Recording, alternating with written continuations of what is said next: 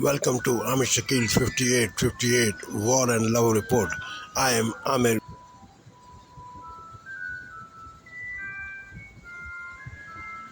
Welcome to Amit Shakil 5858 War and Love Report. I am Amir Goodman. Following is the compilation of major headline news which were broadcasted by the major American news networks. Those included PBS, Democracy Now!, NBC, ABC, CBS. I didn't include the headlines of CNN and Fox News because I couldn't find them. I also didn't include the European English broadcasting channel because they don't have a American kind of news structure or presentation pattern. Southern California.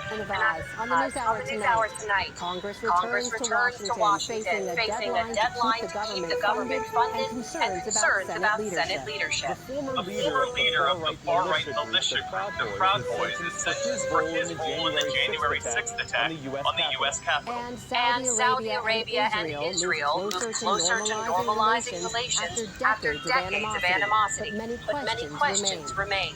I think it's quite a high price, and there's a lot of wishful thinking about the kind of gains that it could potentially bring.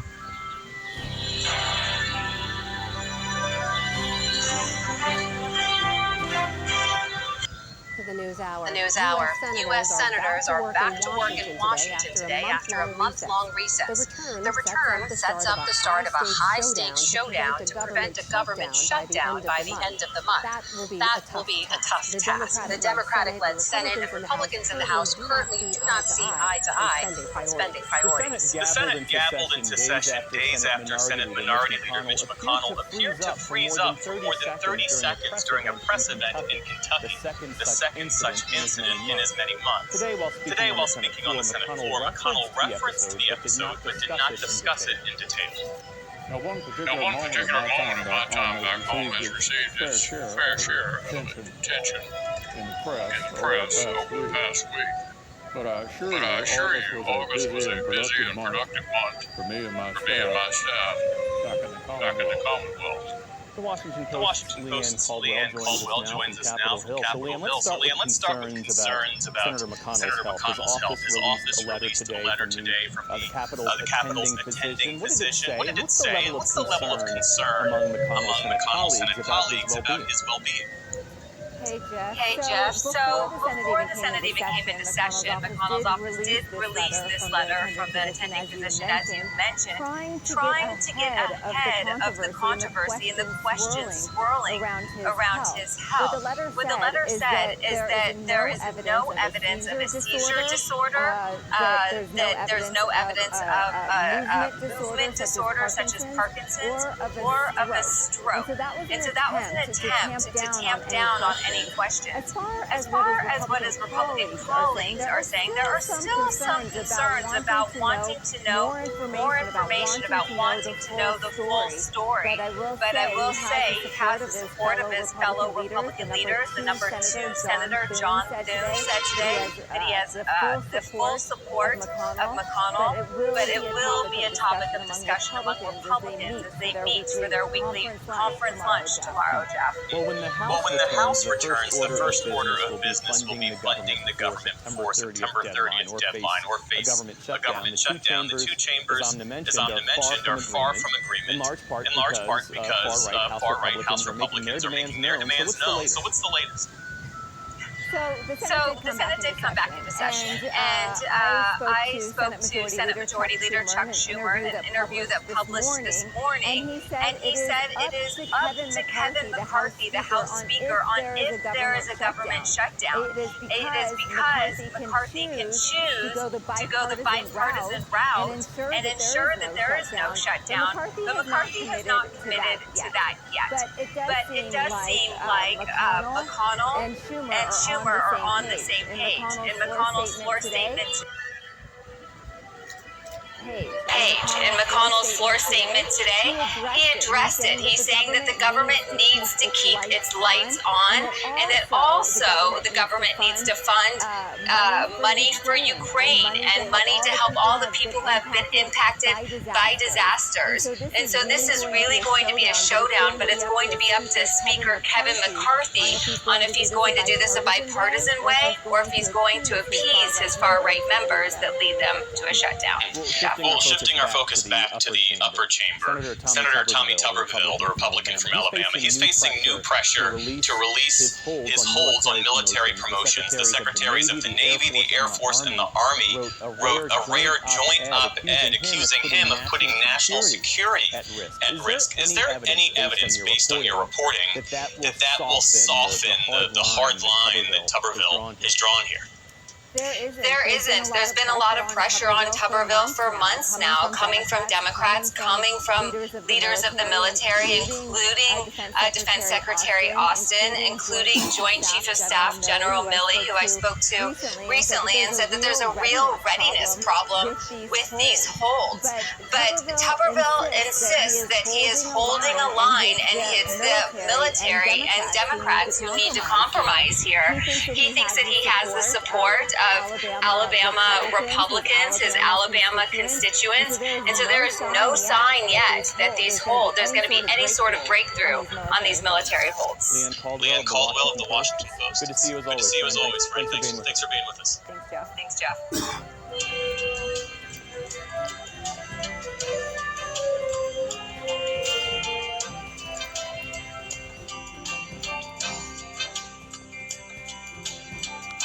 In the day's other headlines, a panel of 3 federal judges struck down Alabama's second try at a congressional map. That's after Republican lawmakers refused to create a second majority-black district despite a Supreme Court mandate. Now a special master will be designated to draw up new districts. Ultimately, the case is expected to wind up before the Supreme Court. Prosecutors in Atlanta charged 61 people with racketeering today after 2 years of protests against the police and fire training facility. Activists call it Cop City and say it would militarize the police. Prosecutors called them militant anarchists who burned equipment and threatened officials. Republican Attorney General Chris Carr said it amounted to a criminal enterprise. Violence is not political speech, and I will never. Carr said it amounted to a criminal enterprise. Violence is not political speech, and I will never understand how we got to where we are today. It's important to remember these acts of violence are in response to the fact that the residents of Atlanta have rightly chosen to build a state-of-the-art public safety training center. Activists accused the Attorney General of using the case to build a campaign for governor. First Lady Jill Biden remained at the family's Delaware Beach home today with mild symptoms of COVID-19. She tested positive late Monday. In the meantime, President Biden was back at the White House today after testing negative twice. Aides said he is being closely monitored. He's slated to travel Thursday to the G20 summit in India. In Afghanistan, the UN Food Agency has announced it's cutting off aid to another 2 million people there amid a major funding shortfall. That's on top of 8 million Afghans who lost food assistance in April and May. Speaking in Kabul, the World Food Programme's director for Afghanistan said the results could be catastrophic. WFP has to cut 10 million people from emergency food assistance, from 13 million to 3, leaving us only able to support 1 out of 5 people who go to bed hungry every night. This is not sustainable. The UN agency estimates Afghanistan needs $1 billion in food aid for the next 6 months, but foreign donors have pulled back since the Taliban takeover 2 years ago. Russia is refusing to comment on reports that North Korean leader Kim Jong-un may visit Russia this month to meet with President Vladimir Putin. Spokesman Dmitry Peskov was asked today if he could confirm that Kim is coming. He said, quote, "No, I can't. There is nothing to say." But U.S. officials said plans for the meeting are in the works. They said Moscow wants ammunition for the war in Ukraine, while North Korea wants weapons, food, and energy supplies. Spain Soccer Federation fired Jorge Vilda today from his job as coach of the Women's World Cup champions. He had applauded Luis Rubiales, the Spanish Soccer Federation president, who refused to resign after kissing a player without her consent. Vilda later criticized Rubiales, but today's firing brought general approval. No llega a tiempo. Para nada. The dismissal is not in time at all. It should have been done earlier when there were initial complaints. I think more could have been done because there is still a lot of change to be made in the Federation. It's late, and it's what had to be done, especially if the girls are unhappy with him, despite achieving a maximum level of success as a coach. Rubiales was suspended last month and is under investigation by the Spanish government. China's largest property developer narrowly staved off default today. Country Garden told creditors it made an interest payment of $22 million just before a grace period ends. A real estate crisis in China in recent years has already swept dozens of other home builders into default. Back in this country, President Biden awarded the Medal of Honor to retired Army Captain Larry Taylor. In 1968, the helicopter pilot braved heavy fire in Vietnam to rescue a 4-man reconnaissance team. Today's ceremony came after the men waged a long campaign to award Taylor the nation's highest military honor. He is now 81 years old and lives in Signal Mountain, Tennessee. And on Wall Street today, stocks were sluggish after the long holiday weekend. The Dow Jones Industrial Average lost 195 points to close below 34,642. The Nasdaq fell about 11 points, and the S&P 500 slipped 19. Still to come on the News Hour, suspended Texas Attorney General Ken Paxton faces an impeachment trial on corruption charges. A new book gives an inside view on Biden's presidency. And tennis legend Billie Jean King reflects on 50 years of equal pay at the U.S. Open. This is the PBS News Hour. U.S. Secretary of State Antony Blinken has arrived in Kyiv on an unannounced visit to Ukraine. This is Blinken's fourth trip to Ukraine since the Russian invasion, but for the first time, Blinken plans to spend the night. He's expected to announce a new package worth more than $1 billion in U.S. aid for Ukraine. We want to make sure that Ukraine has what it needs, not only to succeed in the counteroffensive, but has what it needs for the long term to make sure that it has a strong deterrent, strong defense capacity, so that in the future, aggressions like this don't happen again. Blinken's visit came just hours after Russian cruise missiles hit Kyiv in the first aerial attack on the capital in about a week. Meanwhile, a Russian drone hit the Danube port of Izmail in the Odessa region, killing one person. There are a number of developments in the legal cases against Donald Trump. Former White House Chief of Staff Mark Meadows pleaded not guilty Tuesday and waived his formal arraignment. Meadows is one of Trump's 18 co-defendants accused of being part of a criminal enterprise that attempted to overturn the 2020 election in Georgia. Attorney John Eastman and former Justice Department official Jeffrey Clark also pleaded not guilty Tuesday. Meanwhile, in Washington, D.C., Special Counsel Jack Smith has warned Trump's daily statements may prejudice the jury pool in Washington, where Trump is facing a separate criminal trial. Trump has repeatedly attacked Smith, as well as U.S. District Judge Tanya Chutkan. In other legal news, the trial of Trump's former trade advisor Peter Navarro has begun. He was indicted for refusing to comply with a subpoena from the House committee investigating the January 6th insurrection. In Atlanta, Georgia, 61 activists have been indicted on RICO charges for their involvement in the protests against the construction of a massive $90 million police training complex known as Cop City. Georgia's Republican Attorney General Christopher Carr accuses the activists of violating the state's Racketeer Influence and Corrupt Organizations Act. The indictment was handed up by the same Fulton County grand jury panel that indicted President Donald Trump and 18 co-defendants on RICO charges. Many of the protests have already been charged with domestic terrorism. The ACLU blasted the indictment of the Cop City protesters. ACLU attorney Amra Ahmad said, quote, "We are extremely concerned by this breathtakingly broad and unprecedented use of state terrorism, anti-racketeering, and money laundering laws against protesters," unquote. We'll have more on this story after headlines. The United Nations Secretary General announced earlier today that climate breakdown has begun. Antonio Guterres made the remark at the World Meteorological Organization released new data on this summer's record-breaking heat in the Northern Hemisphere. According to the organization, last month was the hottest August on record, quote, by a large margin, and the second hottest month ever recorded. The only month hotter was this past July. Guterres said, quote, "The dog days of summer are not just barking, they are biting." This comes as extreme weather continues to devastate areas across the globe. In southern Brazil, at least 21 people have died after a cyclone triggered floods and landslides in the state of Rio Grande do Sul. The storm forced at least 6,000 people from their homes.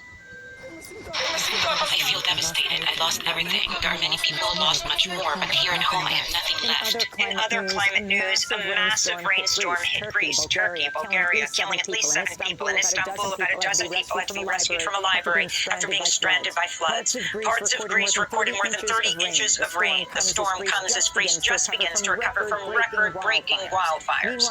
Meanwhile, in China, a typhoon inundated the southeastern province of Fujian, forcing tens of thousands to flee their homes. India is preparing to host the G20's annual summit for the first time. The talks begin in Delhi Saturday. For months, Indian authorities have ordered bulldozers to destroy the homes of people who live in shanties near the G20 conference. Many displaced residents say they have no place to go. We have been living here for the last 25 to 30 years. Where do we go now that our houses are suddenly demolished? We have no facilities or a place to live, and we have become homeless and are on the road. I hope the authorities get sick and die, and they will be cursed by the poor. Brazilian President Luiz Inácio Lula da Silva has officially recognized 2 indigenous territories in an attempt to protect the land from illegal loggers, miners, and cattle ranchers. Lula spoke Tuesday at a ceremony to mark Amazon Day. The Amazonian people deserve to have their rights guaranteed and opportunities for a better life. If there's no future for the Amazon and its people, there will be no future for the planet either. That is what today's event is about. Concrete actions to guarantee the future of the Amazon in each of us. In a major diplomatic development, Saudi Arabia and Iran have exchanged ambassadors, formally ending a 7-year diplomatic rift between the oil giants. In March, China brokered a deal for the 2 countries to restore relations. The Spanish Soccer Federation has appointed Montse Tomé to become the first woman to serve as coach of the women's national soccer team, which won the Women's World Cup 3 weeks ago. The announcement was made shortly after the federation fired coach Jorge Vilda, who had long faced criticism for his coaching style. Calls for Vilda's resignation grew after he expressed support for Spanish Soccer Federation President Luis Rubiales, who forcibly kissed Spanish player Jenny Hermoso during the Women's World Cup awards ceremony. Rubiales is facing nationwide calls to be ousted, including from the women's soccer team staff and prominent politicians. Spain's Prime Minister Pedro Sanchez said, quote, "One cannot aspire to represent Spain and make Spain look bad with attitudes and speeches that embarrass us and that do not represent us," unquote. In the United States, a federal court has struck down Alabama's congressional map, which was designed by Republicans to dilute the power of black voters. The judges said they were, quote, deeply troubled that lawmakers had defied a prior court order to draw a map with 2 majority black districts. 2 of the judges in this case were appointed by Donald Trump. A court-appointed special master will now draw new congressional districts. Alabama's Attorney General has vowed to appeal the decision. In Texas, the impeachment trial of Republican Attorney General Ken Paxton has begun in the Republican-controlled Texas State Senate.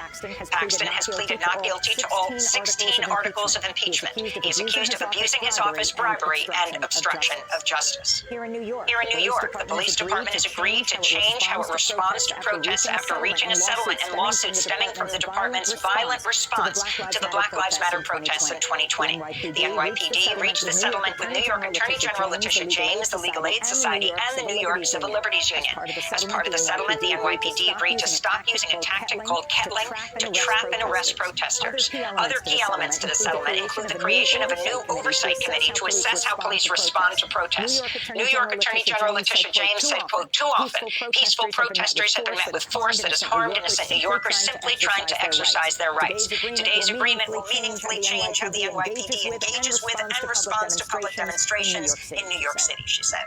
And former New Mexico Governor Bill Richardson has died at the age of 75. He also served as U.S. Ambassador to the United Nations, Energy Secretary, U.S. Congressmember. He has spent 14 years in Congress, including a period as chair of the Congressional Hispanic Caucus. Richardson also went on dozens of humanitarian missions to help secure the release of Americans held overseas, including trips to Iraq, Afghanistan, Cuba, Colombia, Sudan, North Korea, and Russia, where he helped free the WNBA star Brittany Griner. As Energy Secretary, Richardson faced criticism for his handling of the arrest of the Taiwanese-American nuclear scientist Wen Ho Lee, who was held for 278 days in solitary confinement after being falsely accused of being a Chinese spy. Wen Ho Lee eventually pled guilty to a minor charge. At the time, a federal judge issued a dramatic apology to Wen Ho Lee, but Richardson would continue to defend his handling of the case. He appeared on Democracy Now! In 2005. I believe that we acted properly in safeguarding our nuclear secrets. He was convicted on several counts. There were some mistakes in that case. It involved the entire federal government, and I stand behind everything that I did. To see the whole interview with Governor Richardson that Juan Gonzalez and I did back in 2005 in Santa Fe, go to democracynow.org. And those are some of the headlines. This is Democracy Now!, democracynow.org.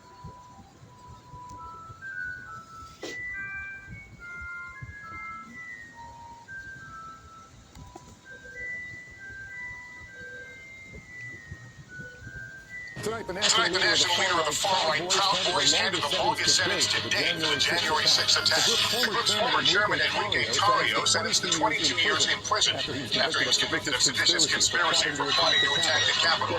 What he said in court before learning his fate.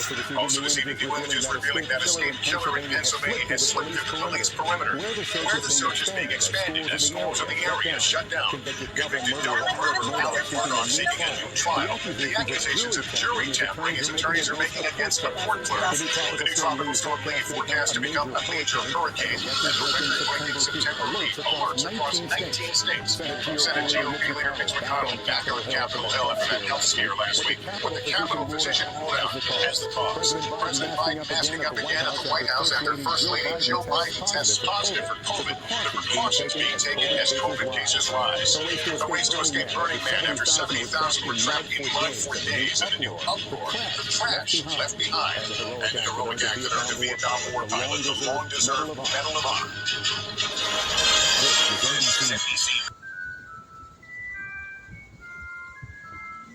The remote desert of Nevada, a line of cars stretching to the horizon. Thousands caught in a slow-motion exodus out of Black Rock Lake, capping a sometimes chaotic final weekend at Burning Man. It's like a war zone.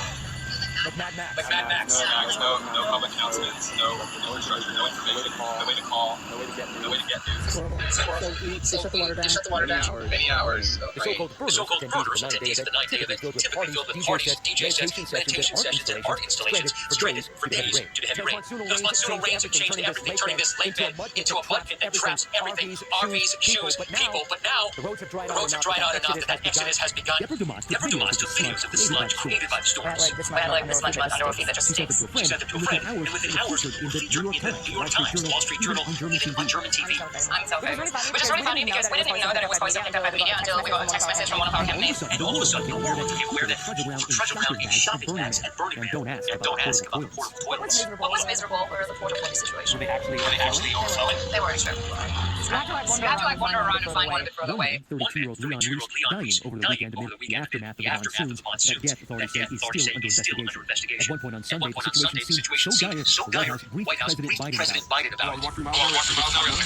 And when Grammy-winning DJ Diplo dipped out of Burning Man, leading with celebrities, the nation started paying attention. Chris Rock, Austin Butler, Chris Rock was kind of kissing with me, we just got to a truck and stop for a second, like, oh, Diplo, we love your music, so we had to take this truck, and we took us the last 2 miles. It all started Friday afternoon when the area was slammed with thunderstorms that lasted into the evening. The monsoons continued on Saturday. The fine alkaline silt of the Black Rock Lake bed quickly turned to a ferociously sticky clay. Festival organizers ordering a driving ban, urging people to conserve food, water, and fuel, and shelter in a warm, safe space. But since this was Burning Man, a festival where extreme weather is an annual uninvited guest, some embraced the summer gathering for communal meals. Here's our camp. Mid-morning, Monday morning, after 4 days of perpetual rain. So here we are out here. Up there. And partying till dusk under art carts. I have a feeling people who go to Burning Man actually like automobile history. Yes. No, I think the thing is, like, I think it's about people who like to figure out and solve problems. Like, building this thing that seems impossible, but you figure out how to build it. But the clay made it impossible to position security vehicles necessary to set the giant sculpture of a man on fire from which Burning Man gets its name. So organizers rescheduled it to Sunday and then Monday. But by that morning, the mass exodus had begun. It's, everything's new every year. Last year was 110-degree whiteouts all week. The weekend thunderstorms coming off the heels of hurricane Hillary drenching the West Coast with historic rainfall and causing delays for the start of Burning Man. The annual gathering in what burners have dubbed Black Rock City is a full-blown metropolis in the Black Rock Desert, about 120 miles north of Reno. People are asked not to participate, passively consume, but to creatively consume, participate in art and self-expression. Have you been to Burning Man before? Self-described as an experiment, temporary community that costs $575 to attend. To gain entry, attendees must prove to event staff that they can adequately survive, bringing in their own food, water, and shelter. Ben Wax is a house philosopher at Burning Man under the name Caveat Burning Man doesn't have an advertising department, doesn't promise you're going to have a good time, but it does have a survival guide. People are made well aware over and over again of the conditions that they are going to encounter there. But this is a dangerous environment, and radical self-reliance is one of Burning Man's key principles. Among the 10 principles of Burning Man are a reflection of the community ethos and further radical inclusion, communal effort, and civic responsibility. Burning Man began as a picnic on San Francisco Beach. In 1986,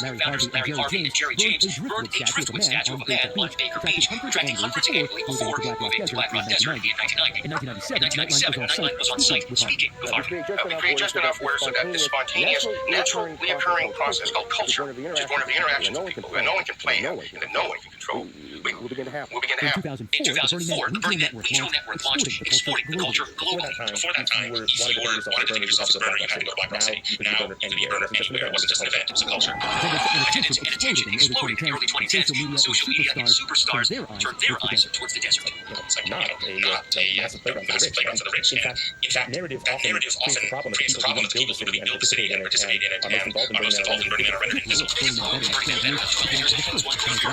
Every year, something different. I had a big crew with me, celebrities, some regular people, and we just kind of wandered off and made it work for us. And everywhere we went, we got help. As the tens of thousands started to make their way out Monday, we made our way in. Advised to duct tape our shoes to navigate the sludge and mud. Plastic bags becoming the new fashion statement for Zana and Norris were on their way back to their native Lafayette. We have to catch an international flight.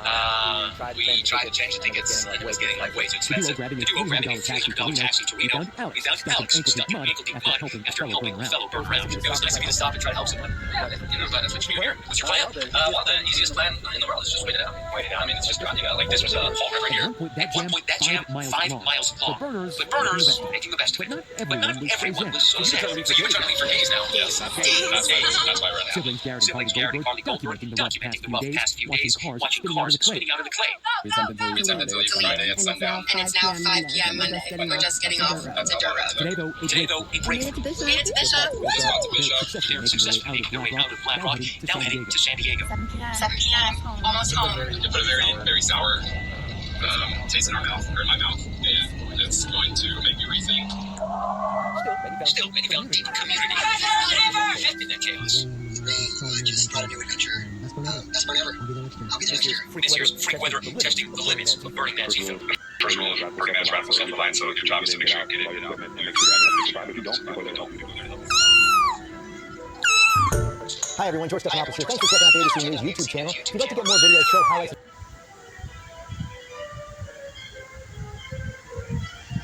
Tonight, the breaking news: the former head of the Proud Boys sentenced to 22 years in prison. That's the longest punishment yet for a January 6th case.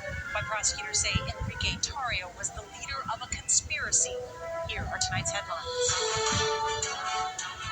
The man who wrote on social media on January 6th, "Make no mistake, we did this," sentenced to more than 2 decades in prison. The new details just coming in. Back to school meltdown. With nearly half of the country facing sweltering temperatures in the 90s or higher, some districts are forced to cancel classes. How long will it last? Today's the 6th day in the manhunt for convicted killer Danilo Cavalcante was spotted at Longwood Gardens. The search area expanded south with the latest sighting. United Airlines has now lifted nationwide ground stop. The ground stop translates into hundreds of delays. Lawyers for convicted murderer Alex Murdaugh are seeking a new trial. They claim to have new evidence. The clerk of court had improper private communications with the jurors. The White House confirmed that First Lady Joe Biden has tested positive for COVID-19. Yesterday he took a test and it was negative. Today he took a test and it was negative. Student loan payments are due again as millions scramble to pay off their debts. That's $700 a month to be food, gas, bills paid. And honoring a hero. The emotional moment at the White House as a Vietnam War veteran is awarded the Medal of Honor.